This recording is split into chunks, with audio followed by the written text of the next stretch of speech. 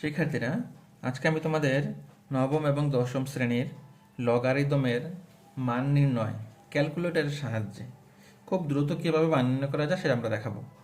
দেখো, প্রথমে আমরা ক্যালকুলেটরটা আমরা অন করে নেব। যদি আমাদের ক্যালকুলেটর অন না থাকে, অফ থাকে, অন করে নেব। অন করে নেওয়ার পর আমরা ক্যালকুলেটরটিকে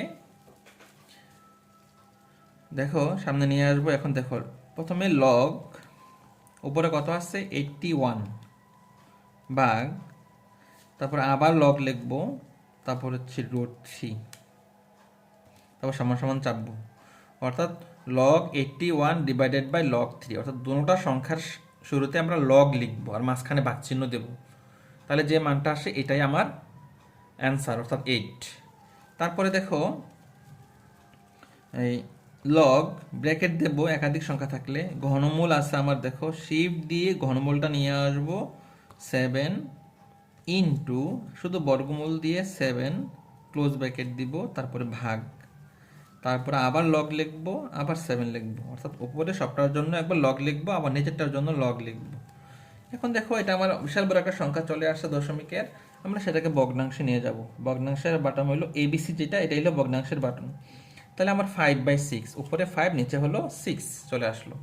এবার দেখো তৃতীয় অঙ্কটা, লগ 324 ভাগ লগ, যেহেতু আমার এখানে দুইটি সংখ্যা সেজন্য আমরা ব্র্যাকেট দিয়ে লিখব 3√2 ক্লোজ ব্র্যাকেট দিব, সমান সমান চাপবো। দেখো আমার রেজাল্টটা কিন্তু চলে আসছে ক্যালকুলেটরে সহজেই। আমরা এই রেজাল্টটা পেয়ে গেলাম 4। তোমরা অনুরূপভাবে বাকি দুইটি অঙ্কের ফলাফল কমেন্ট বক্সে জানিয়ে দাও। এবং আমার এই ভিডিওটি দেখার জন্য তোমাদেরকে অসংখ্য ধন্যবাদ। এবং আমার এই চ্যানেলটি একেবারে নতুন। তোমরা আমার এরকম ভিডিও পেতে চাইলে আমার চ্যানেলটি সাবস্ক্রাইব করে সাথে থাকো এবং লাইক কমেন্ট শেয়ারের মাধ্যমে অন্যদেরকে দেখার সুযোগ করে দাও। আর যারা ফেসবুক পেজে দেখতেছো, সবাই আমার পেজটাকে ফলো দিয়ে সাথেই থাকো এবং লাইক কমেন্ট শেয়ারের মাধ্যমে অন্যদেরকে দেখার জন্য সুযোগ করে দাও।